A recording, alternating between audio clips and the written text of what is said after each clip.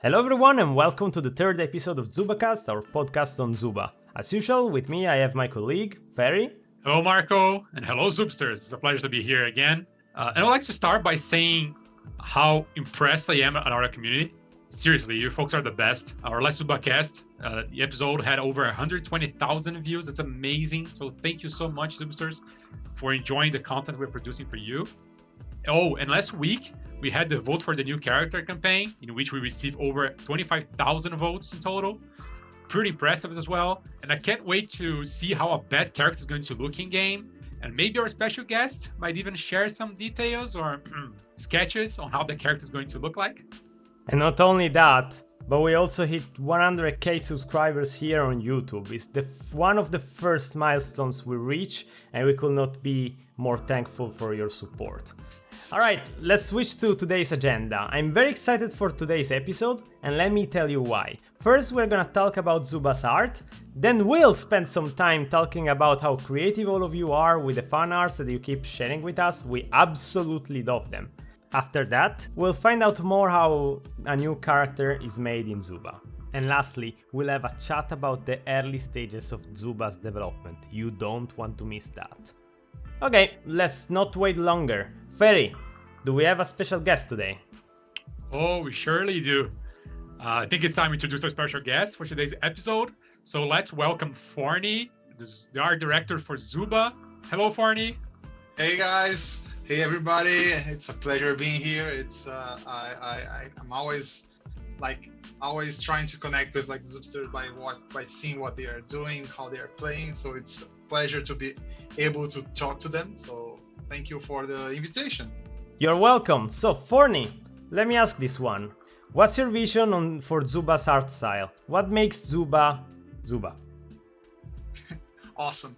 To answer that, before joining here, I worked with animation. So I was a director in animation. So I worked in animated TV series and animated movies. So when I joined Wildlife, the project that caught my attention at first was Zooba. And one thing that I always liked about Zooba was how fun it was to play the game. And I wanted to help to bring more humor to it. So in the beginning, the idea was the game to be a bit more serious. But I always felt there was some humor on Zooba. And then humor became one of our top pillar. So really making people laugh or engaging with the characters and all of that. So humor was one of the main pillars. The other ones was the characters. So in animation, in movies, we normally say, hey, this movie is character driven or something like that. That's when the characters are kind of the key elements of that. And because of the gameplay of Zooba and how the game was idealized, it totally makes sense to make the characters or protagonists. So instead of having the environment or the gameplay, we really wanted the characters. So also focusing a lot on the character is another one of the pillars we do. That's why we spend a lot of time working on them, trying to get the right personality, the right voices, the right artwork. So I would say that maybe those two are the big pillars on Zooba, the characters and the humor. And since we're speaking of art and characters and how's that the main element for Zooba, we can't leave out the passionate, creative, and amazing fan art that is made by our players, in which we can see that they really love the game, they really love the characters, and they see the characters as the main element of the game, just like you said, Forni, which is really cool. And as you all know, we have a fan art channel in our Discord server. By the way, if you're not part of the Discord server, everyone is welcome to join. And every day we see something new being posted there, whether it's a fan art or a meme. And how do you feel when you see a fan art, Forni? How do you feel when you see someone making a drawing or even we say some clay sculptures or mugs about our characters, about our game? Oh, and that's, for me, I think it's my favorite part. Because one thing is when you are creating it, when we the team is making the game, it's fun. We really well, there's a lot of struggles too, but it's really nice. But we're always asking ourselves like how the people are gonna react to that. Like that for me is the part what I really love about games. Like because when you release a game, you like the game is always like updated, it's online, people are always reacting to it. So and so for me it's really when I start seeing how like the players or the fans they interact with the game, that's how I really feel like the game is becoming alive. So even by like looking at the fun art and like the memes and all of that, like this is the, for me it's my favorite part. That's sometimes when I'm like struggling at work or something like this, like it's a bad day, I normally go and I start like searching for fan arts and stuff like this, because they always cheer me up. And it's especially funny when like we are already designing a character. Like for example, like when we were doing Dona, the crocodile, was really fun to see. Like there was other crocodiles being like suggested by the players, and we were like, oh man, like there's other people saying about the crocodile. And then like it was funny like how like the ideas are everywhere, and seeing how like people engage and they have ideas about like what are the possible characters we can make. Like this is pretty fun for us too. Like so I feel that like we're always sharing inside like the team, like every time there's something new, like comic coming out, or people are making fun of something, or even like people are creating those stories. That's some of the part we love the most. Like I don't know, this character is into this other character, or are those characters like brothers, or are they like a couple or stuff like this. So we really enjoy it, and thank you all for doing that. It really makes our day when we see fan art made from you. Oh, absolutely, and it's totally the same for me, to be honest. Every time I see a fan art, it really makes my day, and it's super nice to be behind the scenes and being able to see the creativity and all the love that Zooba keeps getting from the community. And on the topic of fan arts, let me add that it's also a pleasure to see some content creators working with creative people in the community that are realizing stuff for their channel. It's an environment that we always wanted for Zooba, and I'm happy that the Zooba community is embracing that. So Forni, let's change the topic here. We all play our favorite character every day, but not everyone knows what it takes to make one character. Can you tell us more? Sure. So that's one of the parts that I really like about Zooba, like the game making part of it, because where the character comes from, it varies. It can come from gameplay. So sometimes we can like the gameplay team can go like, hey, you know what? We're missing a more like support character. For example, when Lizzie came out, the idea was really because we didn't have like, we were coming out with the game mode, like to have like a team mode, and then we missed like having a character that would like help or heal others, or I don't know, set some traps for enemies. So sometimes the idea can come from the game designers, but also sometimes they can come out of like just because it's cool. Like so sometimes somebody can go like, oh, you know what, it would be amazing to have like a crocodile, and then a crocodile could be like invisible on the water or only showing the eyes, and then everybody gets excited and go like, yeah, like that could be awesome. And then the game design team try to find a way to make it playable and then like balanced and stuff like this. So the idea comes from everywhere. And then once we say cool, so let's do this, like let's do I don't know, it's this character or that character. Normally we just came up with like the gameplay, and sometimes we know like which animal we want. So it can like sometimes we know like, hey, we want to have a tiger, or we want to have a crocodile. Sometimes we just have the gameplay. Oh, we want to have an assassin. We want somebody with more life, like a tank.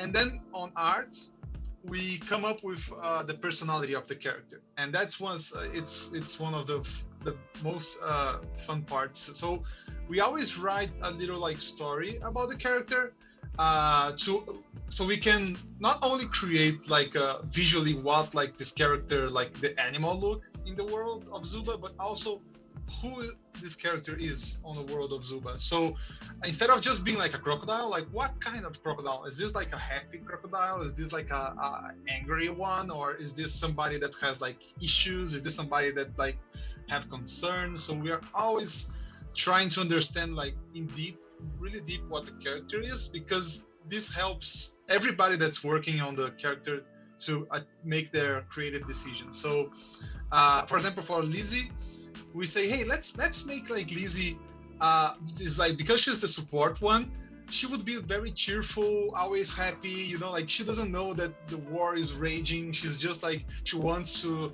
take care of the garden, and you know, she walks like she's having a fun day, like if it's like just a sunny day at the zoo while like the hell is breaking loose. So it was really like we wrote it like a short story like that, so people know who Lizzie is, and then that's where like the artists get it and they start making concept art for it, and the game designers sometimes they can change something based on that, like on some like the names of the skills sometimes become something fun because of how the character is. And on Lizzie, for example, one of the things that's pretty cool is that the voice of Lizzie is also from one of the engineers of Zuba. So she had like working with Elisa, she had a voice really cute, and we said, hey, do you mind recording it for the character? And she was like, what? I never did that kind of stuff. But we went on, we recorded, and now Lizzie has her voice now. So it's really like finding the character and how this character connects to the world is kind of the process we go through, like on concept art, on modeling, on texturing, on voice recording. We are always saying, hey, this is the character, this is how he thinks or how she thinks, and now we need to find like to solve the visuals, the modeling, the audio, and the team is really passionate about it. It's even funny that sometimes people correct me, like they go like, you know what, that sound is not that good for Lizzie. Lizzie would never speak like that. And it's funny because then you can see that the character become alive, because people are like, Lizzie would never do something like that, and and this is like a fictional character, but then it becomes like a real character. That's pretty amazing, Forni. That's a pretty cool fun fact as well regarding Lizzie. I had no idea. I think that's awesome. I'm gonna give Lizzie a high five next time I see her. And I think that's something really cool that you mentioned, talking about the early stages of a character and how you develop the character. That's something I was going to ask you, is that how does a character go through a lot of changes? Like from the moment you start drawing a character for the first time, let's say Nyx, does it go through a lot of changes to reach the final stage that we see now today? Was like, let's say Nyx, was this not different in the beginning? So Nyx is a hard example because she was actually our first character, so she went through a lot of changes. Like if there is a character that went through changes, that was Nyx. She went like, so you can imagine the amount of change she went to is because she was a cat before. Right now in the game, even on the engineering side, when you try to find Nyx, we have to search for cat and not fox. So that's how much changes like Nyx received. But right now, as we got more like used with the style, with the gameplay, we do make still some changes, but it's mostly like balancing visuals. For example, it's really, because Zuba is a pretty colorful game.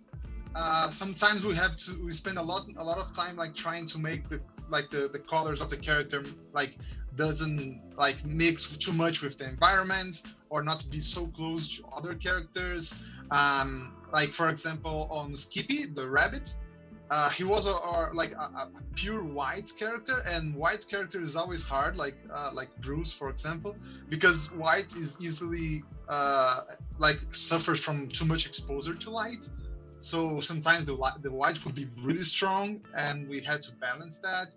Or even like sometimes we make something that looks okay on the character when it's like on concept, but then when we put it in the game, it doesn't work. Like for example, Molly, the first time we made her, she had like much bigger foot. Like her foot was so big that animators could not make her jump.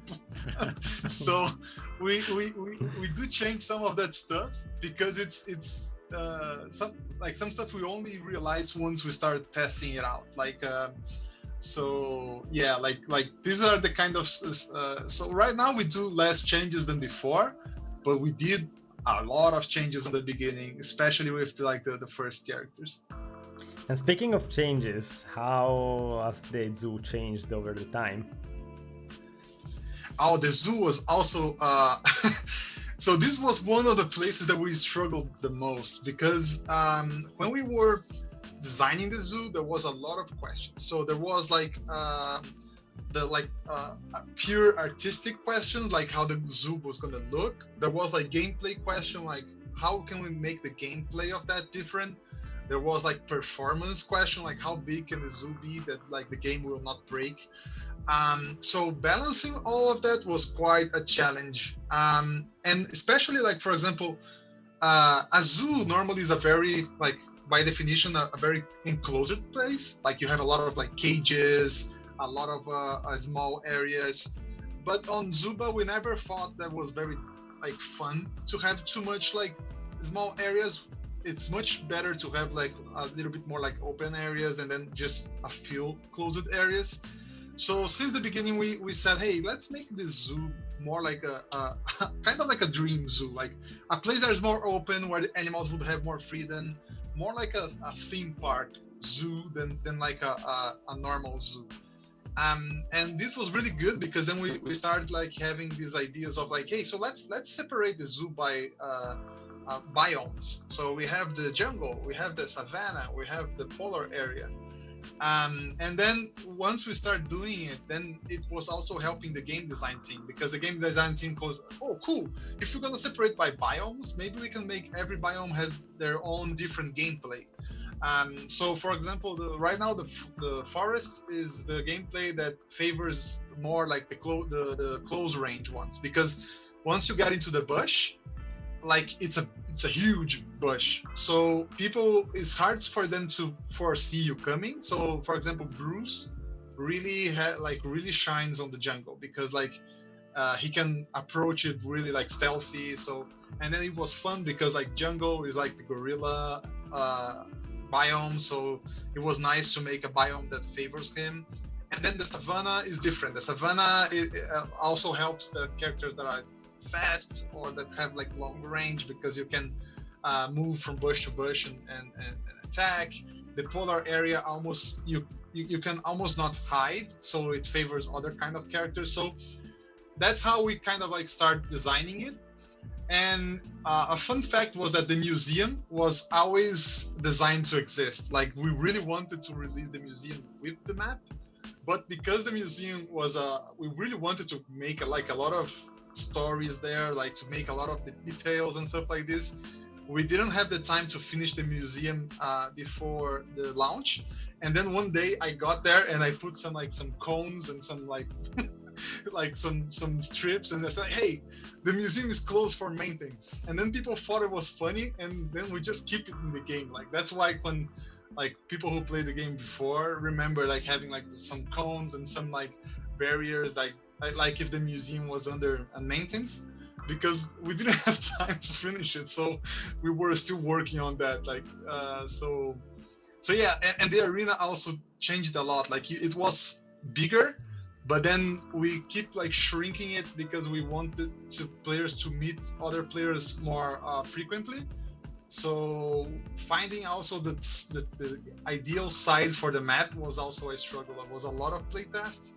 Not that we complain about it, was always fun to play Zooba, but like until we really find like the right amount of like, hey, I got time to get my weapons to be prepared, and then I find some people. So yeah, that's the main reasons why the map changed so much.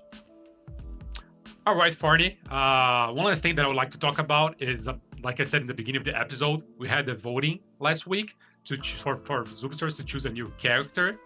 So the winning character was a bet, I was really surprised. I voted for the elephant, honestly. So I wanted to see the elephant, but it's cool. I bet it's going to be pretty cool as well. A flying character. I think we need another one. Steve's feeling a little bit lonely. And it'll be really nice to see how the bat's going to look in-game, right? What are our plans for this character? Do you have anything you can tell us, Forni? Sure. So yeah, let us even share some of the concepts. So we were really happy about the result. Like all the options, there were options we were gonna be pretty excited to work on, but I was especially cheering for the bat because we already had like this old concept of a bat, and I really like it because it was on like kind of like a cute vampire bat, and that's when the bat win. We went straight to that old concept we have, and it became kind of like our start to begin with that old concept. So Henry, that's gonna be the name of the little bat. He is kind of like a trickster. So the idea is that he kind of like he's too hungry to help himself. So he's a kind of like a bloodsucker bat. And the idea is that he can't control his hunger. So sometimes he'll be like talking to you like, hey, how are you? And then eventually he would just like jump and start like sucking blood from you. That's kind of like the idea. Like people can have a hard time like being around him because he's kind of like the hunger that controls him. But he's so cute. So it's like, we just keep imagining like Bruce like being like with Henry like stuck on him, like kind of angry but also kind of oh so cute, but then he's actually like sucking blood from him. So that's kind of like where we got to. So we are like finishing like some of the technical parts so we can start like animating him. But we are really excited to work on him and to have him like so for you guys to play with him, because I really think he's gonna be a very fun character to play with, and I really like his personality too. So I'm anxious to see like the voices and how like at the animators will handle like all the character animation, the Victor animation. But yeah, so these are some of the images that we can share right now. Thank you everybody for voting for it. Like we from the Zooba team really appreciate like the love you guys have for the game, and especially to be like involved in all of that. And I hope to have more pools like that so we can have like more like votes from you guys on next characters. That was awesome, Forni. I can't wait to play with Henry, the new character. It's really nice that it already has a name. I'm really excited about it. And well, I think this is the end of the episode. So thank you everyone for listening to another episode of ZoobaCast. Thank you, Forni. Thank you, Marco. By the way, you always read the comments, so make sure to drop some suggestions in the comments down below about topics you want to see covered by us. Like I said in previous episodes, the ZoobaCast is about us connecting with you. So we want to cover subjects and topics that you folks want to hear about. So make sure to leave your suggestions, all right? Cool, and thank you again, Forni, for being with us today. And thank you guys home. Thank you so much for listening to us until the end. And as usual, if you're looking for more Zooba content, you are in the right place. If you liked the video, please consider subscribing to our channel and click the notification bell button to never miss any of our Zooba videos. That's all from us, and see you in the zoo.